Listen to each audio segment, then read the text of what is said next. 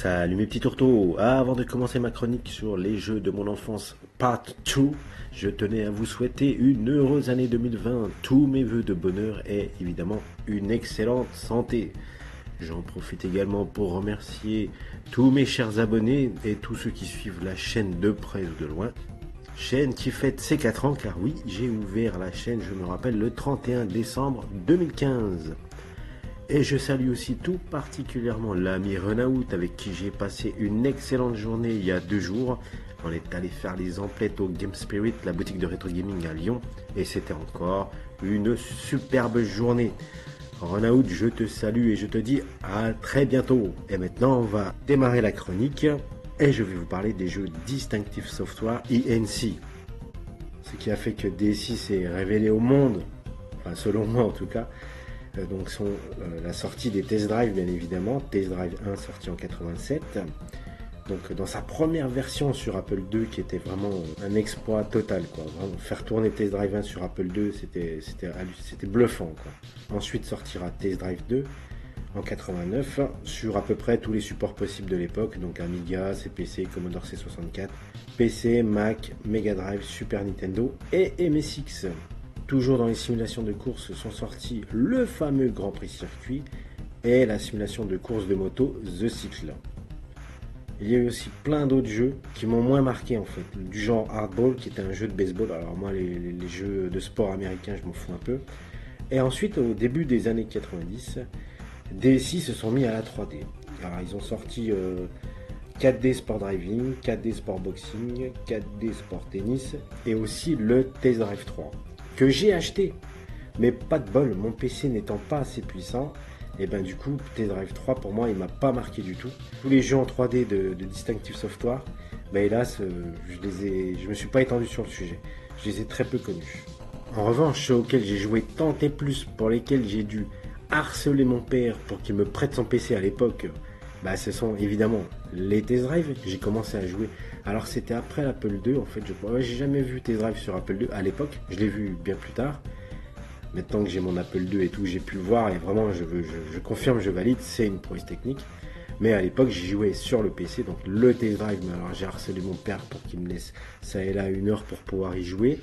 J'ai poncé le Grand Prix Circuit et j'ai ensuite joué à The Cycle. Mais j'avais tellement poncé Grand Prix Circuit que The Cycle lui ressemblant un peu trop à mon sens, bon, j'ai moins kiffé quoi. Mais alors Grand Prix Circuit, laisse tomber combien de temps j'y ai joué, je te dis même pas quoi. Et enfin, en bonus, il faut savoir que, alors pourquoi je dis en bonus, c'est parce que je vais vous parler d'un jeu, mais ce sera à la fin de la vidéo, donc je laisse le suspense. Mais il faut savoir que DSi avait aussi une filiale spécialisée dans les conversions d'arcade, du nom de Unlimited Software INC, qui ont fait une conversion d'arcade très connue, et dont je vous parlerai donc à la fin de la chronique, excepté le dernier jeu, je ne vais pas vous montrer les conversions auxquelles j'ai joué à l'époque. Principalement pour des raisons pratiques et aussi des raisons de confort, parce que c'est vraiment pour vous éviter les bruitages du speaker interne. Hein. J'ai préféré vous montrer les versions Amiga. Et pour le bonus, je vais vraiment vous montrer la version à laquelle j'ai joué à l'époque, pour que vous admirez les musiques somptueuses du speaker interne du PC.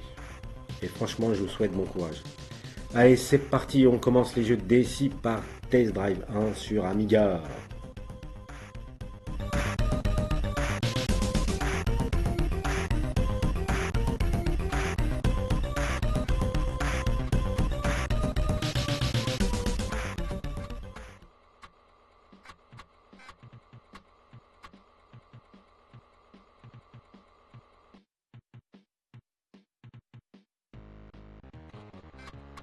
Oh, le joli bruit de lecteur de disquette. Oui, je joue donc en version Amiga émulée, le Accolade Presence. Alors celui-là, le PC, le speaker interne du PC, savait pas le dire. Hein. En revanche, sur l'Apple II, il savait dire Accolade Presence, j'étais impressionné.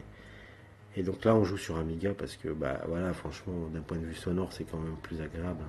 Et là, regardez-moi cette Porsche qui va accélérer. Ah, je sais pas, c'est bizarre, la voiture elle s'est étirée. Je me demande si c'est pas l'émulateur qui a bugué. Je me rappelle plus. En tout cas, la version Amiga, je l'ai pas connue, mais la version PC, la voiture elle s'étirait pas bizarrement comme ça, quoi. Et voilà, les clés de bagnole qui descendent.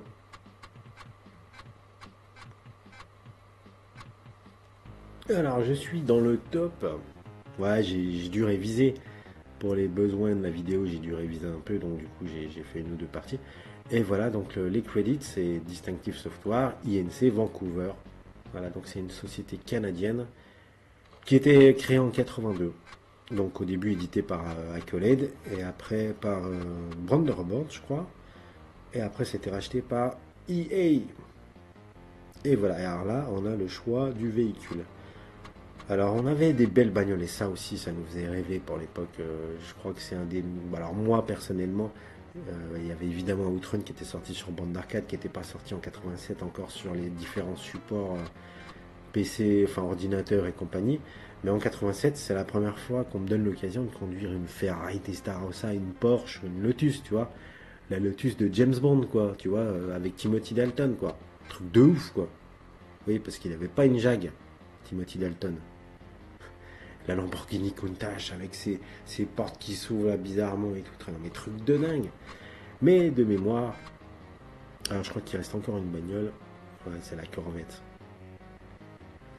Mais de mémoire, je crois que. Et on le ressentait in-game, hein, c'était la Porsche la mieux. On va regarder les autres accélérations vite fait, tout ça. Ouais, je suis pas sûr que la Porsche est la plus puissante, mais en tout cas c'était la plus jouable. L'accélération, non, c'est moins bien. Bon, alors on va pas s'emmerder, allez, c'est bon. Allez, passe à la suite, on prend la Porsche.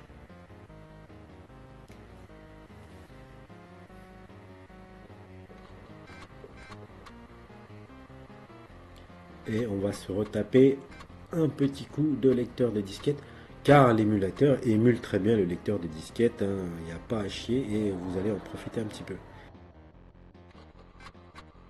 Il n'y a pas de raison que j'attende tout seul. Et ouais, on se tapait quand même des longueurs de lecteur disquette. Le temps passé entre le jeu in-game et le temps passé à attendre que la disquette elle soit lue, franchement, je sais pas, j'ai pas de statistiques là-dessus, mais on devait vraiment passer du temps à attendre que la disquette soit lue, quoi. C'était un truc de fou, mais on s'en accommodait, on s'accommodait de tout, hein, forcément. Hein, avant, il y avait les lecteurs de cassettes, c'était encore bien pire, hein, donc quand le lecteur disquette il est sorti, c'était une révolution, déjà. Et voilà. Donc on arrive dans le cockpit. Et ça aussi, c'est un truc de malade. On arrive dans le cockpit. J'avais pas vu ça, je crois, à l'époque. J'avais jamais vu ça sur un jeu. Et j'ai halluciné. Grave, un truc de fou. Alors, vraiment, par contre, ce qui m'avait rebuté, c'est les vitesses. Parce que les vitesses, elles étaient manuelles. Il n'y avait pas de vitesse automatique. Et là, ça avait jeté un froid. Parce qu'à l'époque, on était habitué aux jeux d'arcade. Je pense à Pole Position. J'avais dû aussi voir. Il y avait il y avait une salle de jeu près de chez moi et j'avais dû voir quand même donc le Outrun. Donc c'est en vitesse. Alors à Outrun, il y avait les vitesses, il y avait une vitesse. Enfin c'était vitesse low, vitesse high. Mais bon, c'était assez facile. Mais là, c'était toutes les vitesses manuelles et en plus, je te prie de croire que si tu allais niveau rupteur, tu pétais ton moteur. Donc il fallait pas que tu tombes trop haut dans les tours. Hein. Fallait pas aller trop haut dans les tours. Il fallait faire très attention, être très vigilant. Et ça au début, ça m'avait vraiment rebuté. Et après, bon bah je me suis donné du mal et j'ai réussi à bien jouer, même avec les vitesses manuelles. Mais au début, j'avoue, c'était rebutant, quoi. Techniquement, c'était super. Alors, c'est curieux hein, parce que j'avais l'impression, franchement, que la version Amiga est moins fluide que la version PC. Même si elle est carrément plus jolie. Mais la version Amiga, sur PC, c'était plus fluide. La version EGA sur PC est, je pense, plus fluide, très honnêtement. Et de fait, elle est un peu plus jouable. Les bagnoles sont plus maniables. Il y avait un truc aussi qui rebutait. Clairement, moi, quand je jouais au joystick, même sur le PC, hein, j'avais un joystick à la con, hein, bien qu'on jouait principalement au clavier, mais j'avais un joystick et je me mélangeais les pinceaux entre accélérer et passer la vitesse supérieure. Du coup, ça me prenait la tête et je me suis donné du mal. Ah, on arrive à la station, donc pour faire le plein. Et du coup, je m'étais donné du mal justement pour apprendre à jouer au clavier avec même à gérer les vitesses manuelles tout en accélérant sans péter mon moteur. Ouais, mais au début, il fallait pas se planter, quoi. C'était chaud quand même. Et voilà, donc le but est d'arriver un point A à un point B dans un temps minimal. Et on avait des points. Et il y avait 5 ou 6 étapes et on cumulait un certain nombre de points. Le but étant de scorer au maximum. Et voilà. Et là, on passe à l'étape suivante. Donc, je crois qu'il y avait 5 ou 6 étapes sur Test Drive 1.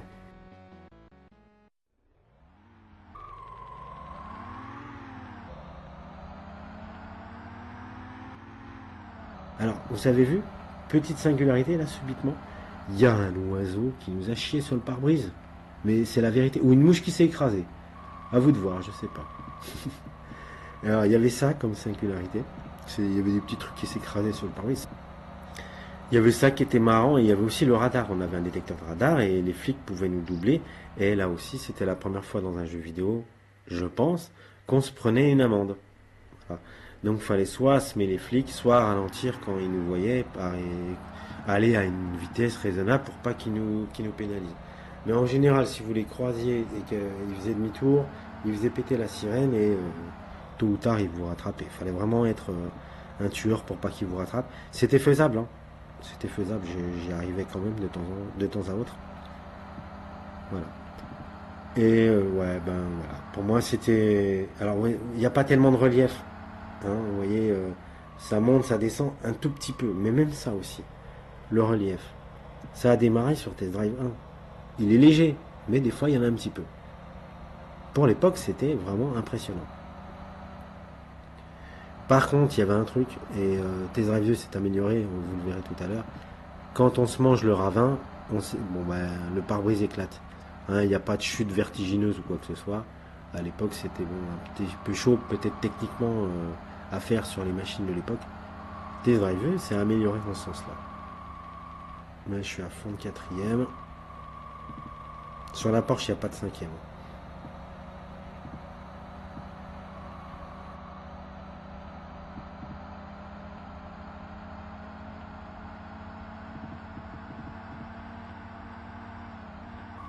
Et vous avez vu le petit panneau? Sauf erreur de ma part, j'ai bien vu le panneau de la station qui allait arriver, non? Je l'ai vu ou je l'ai pas vu? Voilà. On arrive à la station, à la fin de l'étape 2. Alors, combien on a fait de points?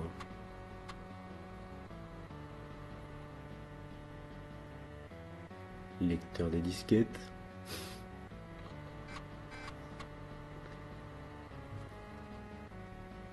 Ouais, parce qu'à la fin, il nous donnait une éval et tout, c'était rigolo. Ah, je suis allé trop vite, j'ai fait le con. Pardon, excusez-moi. Allez, on passe au jeu suivant.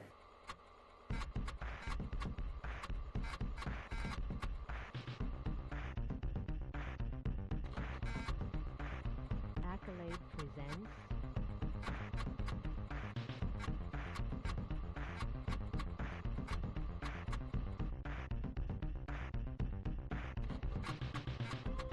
Et là, c'est la Ferrari F40. Il y a eu des nouvelles caisses sur Test Drive 2. Les circuits sont différents. On n'est pas toujours dans la montagne. Vous le verrez plus tard.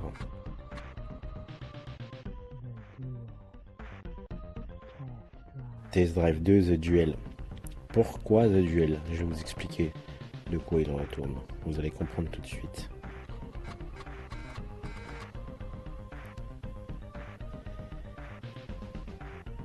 Ouais, alors bon, voilà, Distinctive Software, toujours à Vancouver, tout ça.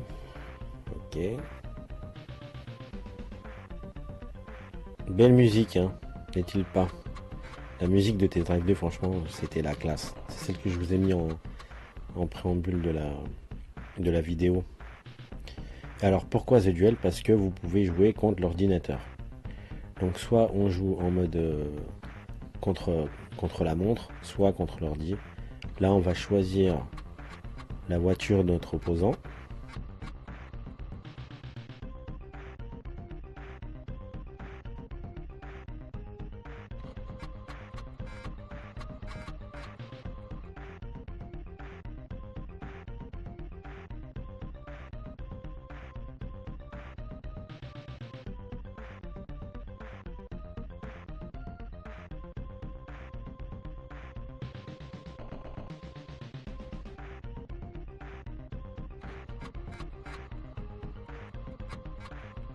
Encore une fois sur Test Drive 2, c'est la Porsche la plus maniable. Donc vous voyez, ouais, je voulais vous parler. Scenery. Bah, Scenery, ça permettait. Il y avait des scénarios disques. Donc c'est les DLC de maintenant, hein, les scénarios disques à l'époque. On pouvait, grâce à des disquettes supplémentaires qu'il fallait racheter aussi, hein, ou pirater bien évidemment, vous aviez des voitures supplémentaires et des circuits supplémentaires. Allez, on va jouer contre l'ordi. Et là, regardez, on peut enfin... Je vais mettre en mode rookie, hein, ça fait... J'ai certes révisé, mais bon. Et de toute façon, là, on peut, pour le coup, on peut choisir entre vitesse manuelle et vitesse automatique. Et je ne vais pas me gêner, hein, je vais prendre vitesse automatique. Et voilà. Là, vous voyez dans le rétro, il y a notre opposant. On retrouve toujours le radar. Hein. Mais là, on voit bien notre opposant. On l'a déjà semé. Vous voyez, la Porsche, elle a fumé la Ferrari. Hein. Et vous voyez au niveau des décors, c'est plus varié. Là, on est dans le désert. Hein, les cactus. On peut aller s'éclater à droite ou à gauche. Enfin, on peut faire un petit peu du hors-piste. Et on n'est pas pénalisé, sauf si on se prend un cactus, quoi. Et voilà. On a vu une jolie voiture de flic.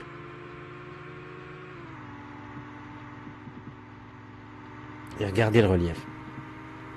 Donc le moteur a été amélioré, clairement. C'est pas transcendant, mais quand même. Le moteur est plus sympa. C'est un tantinet plus fluide aussi. Alors après, il y a eu des versions. La version, par exemple, Super NES, elle est... Bon, ben, elle est sortie bien plus tard, mais clairement, elle est meilleure. Hein. C'est beaucoup plus fluide. C'est pour moi la meilleure version des versions de Test Drive 2. Et, vous avez vu, la station, quand on arrive, elle est délimitée. Et il ne faut pas la dépasser, sinon on va être pénalisé en nombre de points.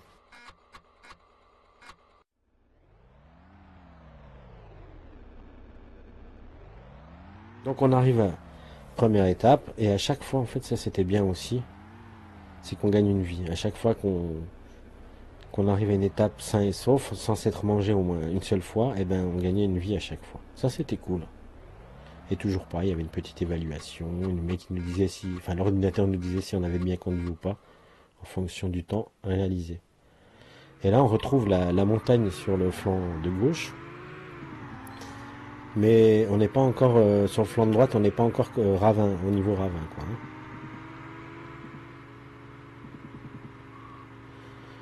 Ouais, c'est quand même plus joli, c'est plus détaillé. Vous voyez, même la montagne, on voit des petits effets de relief et tout ça. C'est mieux fait, quoi.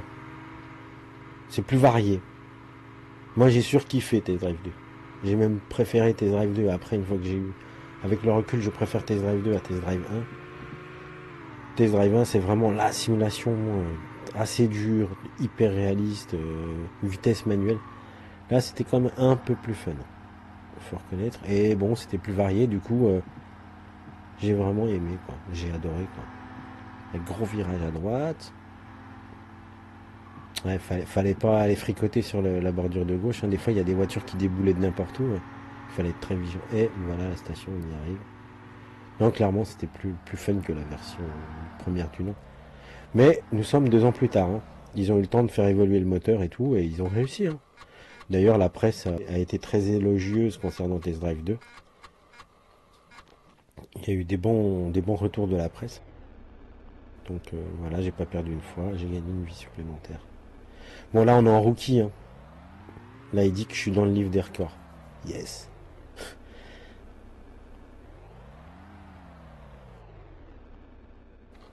Ben voilà, Test Drive 2 que j'avais fortement apprécié, surkiffé même. Maintenant, on va passer au jeu suivant. Donc, il y a fort à parier, vous imaginez que je vais jouer à Grand Prix Circuit.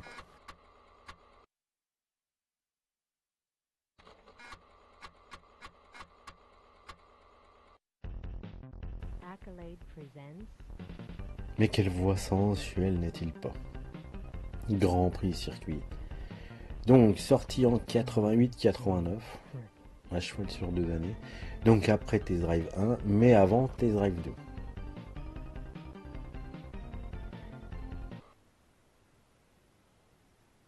Soyez patients, mes petits tourtons, on va y arriver.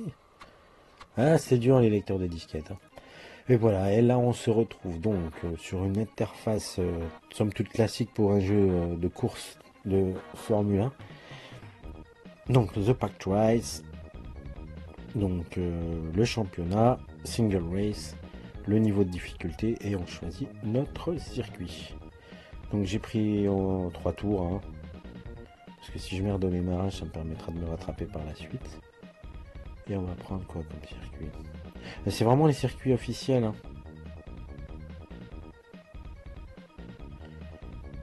Ouais, celui-là. Je m'en rappelle. Hein. Et je crois que c'est celui-là que j'ai. Dans une de mes vidéos, je crois que c'est celui-là que j'avais déjà pris. Parce que je vous ai fait un Grand Prix circuit sur Macintosh. Parce que j'ai un Mac SE et je vous avais fait un petit kiff. Il y a ça 2 ans environ. Et voilà, donc bref, on s'en fout. Tout ça. Nous nous retrouvons donc sur le choix de la voiture. Et à l'époque, la meilleure des bagnoles, c'était la McLaren. En tout cas, dans le jeu. Hein. Donc on va prendre la McLaren. Je kiffe la musique de Grand Prix Circuit. Et même sur PC avec le speaker, elle était pas dégueu de mémoire. Mais là, elle est encore mieux. Elle est encore mieux, c'est clair. Prepare to qualify. Je sais pas pourquoi au qualif, j'ai toujours joué comme une brêle. Mais franchement, entre moi et le premier, j'ai toujours pris facile 15-20 secondes, quoi. Autant je me rattrape in race. Mais alors, les qualifs, j'ai toujours été nul. Enfin, quand même, c'est grâce à ce jeu que j'ai compris quand même le principe de prendre la corde et tout ça. C'est pour ça qu'après, quand j'ai eu le permis que je me suis mis à conduire, voilà, je prenais la corde sur les autoroutes et tout. C'est comme ça que je suis devenu un pilote. C'est grâce à Grand Prix Circuit. Je plaisante, bien évidemment, je prends pas la corde sur les autoroutes. Encore que. Ça a pu m'arriver, mais quand vraiment il y avait nobody else sur le... J'allais dire sur le circuit. Sur la route. Enfin bref.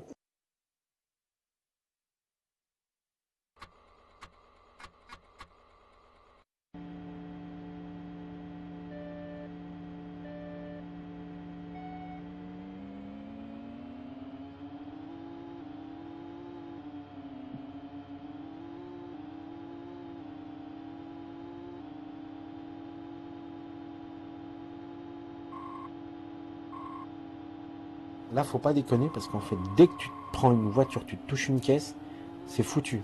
T'es éliminé, voilà, c'est fini pour toi. La course est terminée. Bah comme en F1, hein, c'est vraiment du réalisme, quoi. Tu te manges une fois, tu te vautres. Là, tu peux pas. Bah oui, les limites techniques font que tu peux pas réparer ta voiture au stand et tout. Hein. Donc t'es cuit, t'es mort. Ta voiture, t'es DNQ, je crois. DNQ, DNF, je sais plus. Donc faut vraiment faire attention. Donc je fais attention. Et voilà. On a déjà pas mal doublé de monde. On est encore... ouais, on est 5e. On va se rattraper. On va rattraper tout le monde. Comptez sur moi.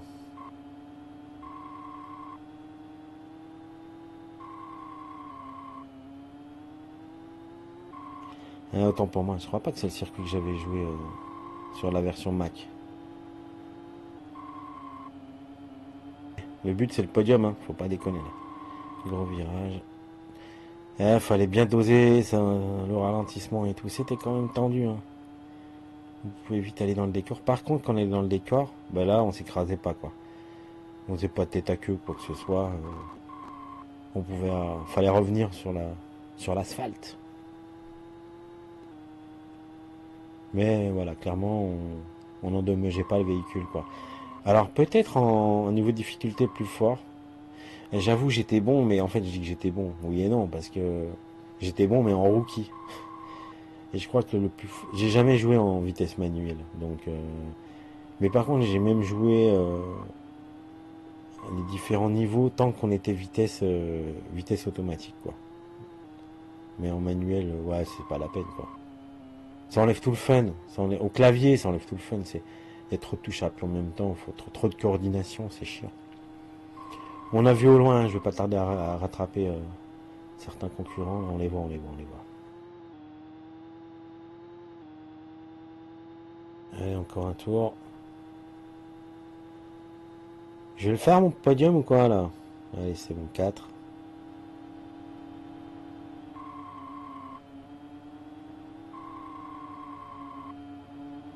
Enfoiré, il repasse par la gauche. Ils sont devant, hein, tout juste là. On est au coude à coude. Ouais, donc voilà, par rapport à la thématique, hein, les jeux de mon enfance. Bon, j'étais pré-ado presque. Je l'avais quoi, 13 ans, 12, 13 ans. Allez, on coupe. C'est bon, c'est bon, j'ai doublé la Ferrari. Et donc, du coup, oui, c'est vraiment des jeux que j'ai écumés, que j'ai vraiment dosé à fond. En même temps, j'avais que ça à me mettre sur la dent avec mon pauvre PC. Hein, les jeux de bagnole n'étaient pas monnaie courante. Hein, parce que de mémoire, en 88, il y a quoi? À part ça, il y a quoi? Ouais, il y avait Pit Stop, mais qui est bien plus vieux. Il y a Turbo Cup Challenge, qui sort à peu près à la même époque, 88. Bon, on s'en sort bien deuxième.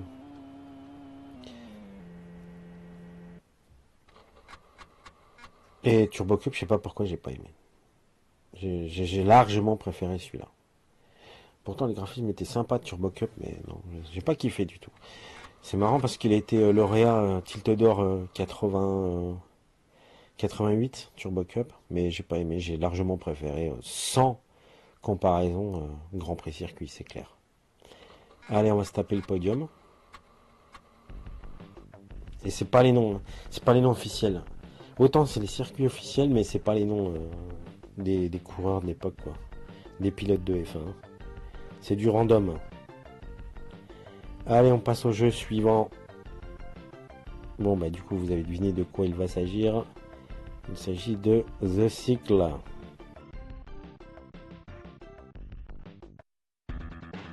Très belle musique d'introduction, n'est-il pas? Comme tous les jeux DSi. Et là, il fallait répondre à la petite question. Et pour trouver la réponse, il fallait lire le manuel. Mais en fait, on s'en foutait. Hein. Là, pour le coup, c'était craqué. Donc voilà quoi. Et je pense que déjà à l'époque, parce que j'ai pas acheté le jeu, donc j'avais déjà eu la version craquée, j'ai pas eu de problème. Ou alors j'avais peut-être photocopié le manuel, parce que souvent on photocopiait les manuels hein, aussi. Ou alors on avait toutes les questions et réponses sur un fichier lisez-moi.txt ou readme. Vous avez vu les petits effets là? C'est pas mal hein. Petits effets de distorsion là de l'image là et tout, hein, pas mal, et qui s'enroulent, qui se déroulent là. Bien joué. Hein. Et là vous avez vu ça rebondit et tout, c'est stylé, c'est stylé. Bon bah là, hein, clairement on est dans la même IHM que Grand Prix Circuit. Et on va faire tout pareil.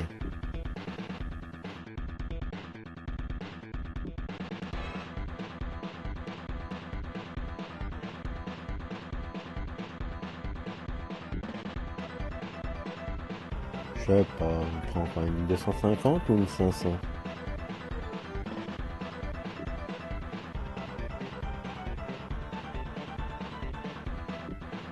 Eh ben non, on prendra une 125.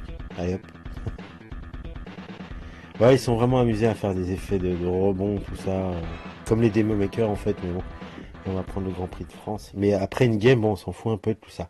C'est pour faire joli, c'est de la déco pour moi. Hein. Mais moi, ce que je veux, c'est est-ce que le moteur, il a vraiment évolué par rapport au Test Drive 1, Test Drive 2, Grand Prix Circuit, tout ça. Puisqu'en fait, ce jeu, ben, il sort en même temps que Test Drive 2 à peu près. Juste un petit peu après, me semble-t-il. Mais vous voyez que franchement, ça ressemble, bah, pas trait pour trait. Hein. Vous avez vu le relief? Il y a du relief quand même dans The Cycle.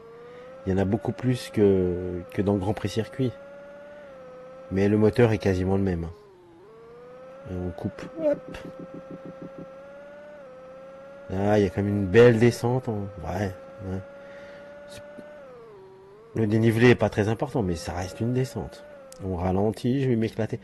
Alors pareil, c'était assez simple. Hein. On pouvait aller prendre le décor, enfin le décor. On pouvait aller faire du hors-piste. Il n'y avait pas de souci, on chutait pas.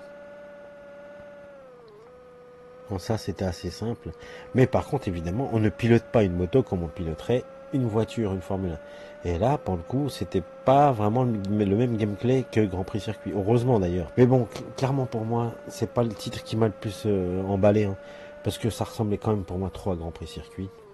Et de mémoire, je l'ai bien plus tard. Je crois que je l'ai sur les coups de 91.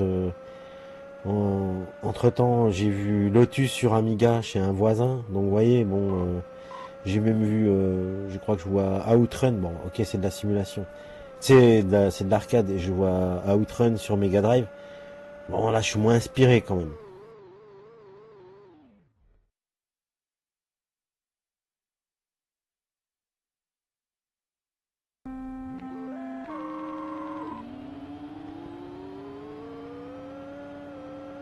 Et voilà, c'est parti pour la race donc. Et bah là, c'est pareil. Par contre, il faut pas se prendre un adversaire dans la tronche. Parce que sinon, on est DNQ aussi. Hein, donc, faut faire gaffe à fond. Allez, allez. Ah, mais j'y arrive pas à ce virage. Hein. Allez, un petit peu de hors-piste, c'est pas bien grave. De toute façon, on se vautre pas. Mais vraiment, faut être vigilant pour pas se heurter un adversaire. En fait, j'ai pris 125 parce que c'est plus facile, hein, tout simplement. Vous voyez là, le relief quand même.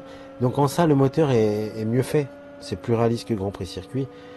Mais bon, comme c'est le dernier de Distinctive Software, donc en 2D, hein, parce qu'après, comme je vous dis, il y avait T-Drive 3 qui est sorti après, qui a vraiment plus rien à voir hein, au niveau en termes de moteur graphique et tout, c'est de la 3D pleine et tout, ça n'a strictement rien à voir. Dans la lignée, hein, c'est le dernier, ou en même temps que T-Drive 2, mais je crois que c'est après. Hein. Quatrième, deuxième tour, on va essayer de faire quelque chose. Grand Prix de France en moto, c'est quoi? Je sais même pas. C'est pas Manicourt, ça c'était le dernier des F1, voilà. Je sais même pas. Voilà, voilà. Vraiment, je suis nul en moto. J'y connais rien du tout. Autant en F1, j'y connais encore un petit peu, mais en moto, je suis. À part Valentino Rossi, ça fait 40 ans que le mec il fait de la moto, je connais personne. Je vois rien à l'horizon, ça m'inquiète. Viens voir la map là. Ouais, bah ils sont loin devant moi, la merde. En fait, je vois rien du tout. Même sur la map, je vois rien. Ouais, si, ouais. Ouais, ben j'ai du pain sur la planche, hein. Je vais rester quatrième, les enfants, je suis dans la merde. Dernier tour. Allez, on y croit. J'ai toujours fait des podiums, alors j'ai pas le choix, faut que je fasse un podium. Allez, tout droit, vite, on coupe, on coupe. Vous avez vu? Il y a un opposant, il s'est mangé là. Oh, il y en a même deux. Je suis combien là? Troisième, ben voilà, podium. Merci. Tranquille.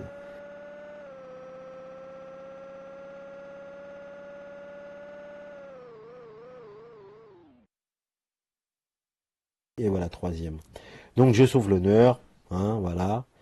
Et on va passer au podium, à la célébration du podium, qui est très proche. Toujours pareil que cet effet de rebond. Mais voilà, hein, c'est vraiment du Grand Prix circuit. Et donc finalement, j'étais plus lassé qu'autre chose. Parce qu'ils se ressemblent trop finalement à Grand Prix circuit, quoi. Allez, jeu suivant, la surprise.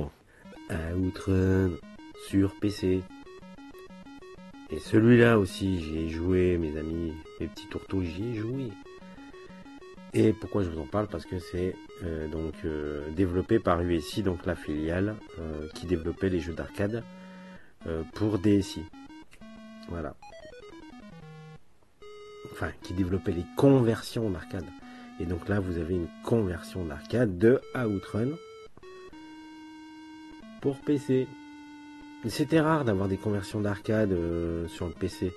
C'était plus rare que sur les micros CPC, C64 et Amiga et Atari ST, c'est clair, c'était beaucoup plus rare. Ça arrivait hein, quand même, il y en a eu d'autres. Hein. Il y a eu Grisor, quoique, ouais, Grisor, si, il est sorti en bande d'arcade, bien évidemment. Il y en a eu d'autres. Mais c'était moins courant, c'était moins monnaie courante. Et regardez-moi ça, la fluidité. Franchement, ça va. Pour vous dire, même la fluidité, c'est mieux que sur Amiga, c'est mieux que sur Atari ST. Par contre, il y a un truc qui cloche, c'est les graphismes. C'est pas qu'ils sont moches, mais c'est la taille des sprites. Ça va pas, c'est disproportionné. La voiture est rikiki, même la coccinelle, elle est plus grosse que la Ferrari Testarossa. Ça va pas du tout. C'est complètement con cette histoire. Et c'est bien dommage. Si les sprites avaient été un petit peu plus gros, au moins le sprite donc de la Testarossa, voilà. Bon, à part ça, franchement, le jeu était super jouable. Moi, j'étais très étonné. Regardez-moi la séparation des routes, là. C'est super bien fait. J'ai déjà vu des conversions micro où c'est beaucoup plus moche. Hein. Non, franchement, j'étais agréablement surpris par la jouabilité.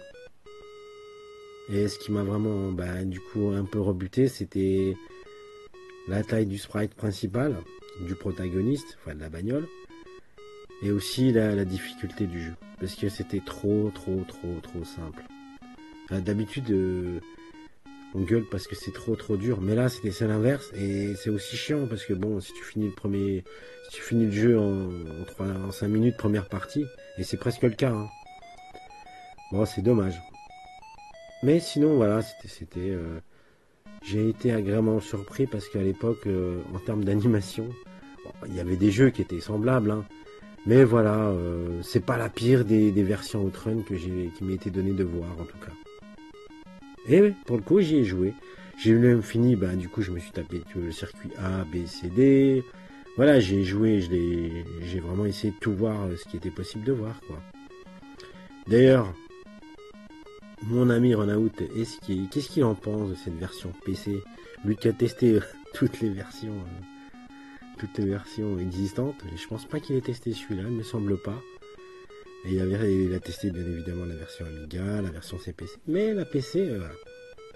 Moi, je pense que c'est un entre-deux. Elle est mieux que la CPC, je pense. Elle vaut pas les conversions console, c'est clair. Et par rapport à l'Amiga, c'est ce que je vous dis, les graphismes c'est de la merde, ça vaut pas l'Amiga. Mais l'animation, c'est clair, c'est quand même mieux. C'est quand même mieux, y a pas photo, quoi. C'est fluide, c'est joli, quoi. Hein, voilà. Donc, on va se le terminer, hein.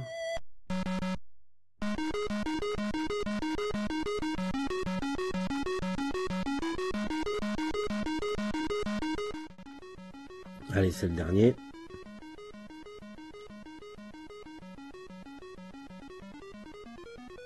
Ouais, même les décors, c'est vraiment... ça reste très fluide, mais ils ont essayé de rester fidèles par rapport au décor des différentes maps, des différents mondes de Outrun. Mais vraiment, c'est tout petit, c'est rikiki, c'est étriqué. Les moulins, là, ça le fait pas. C'est dommage. Mais bon, c'est pour garder la fluidité, parce que à l'époque, le PC en 3D est très fort, mais la vraie 3D, la 3D pleine ou la 3D filaire, mais la 3D en sprite scaling, il est fin nul, hein, le PC.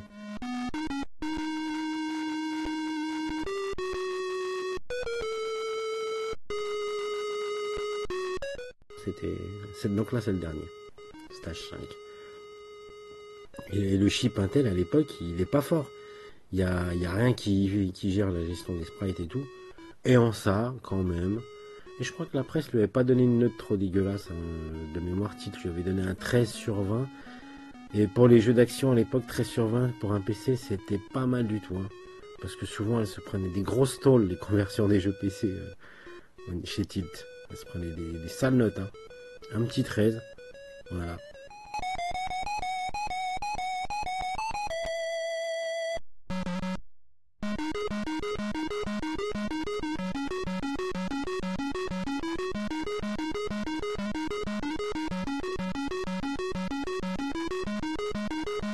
Et voilà, on a terminé tranquille, hein, vous avez vu.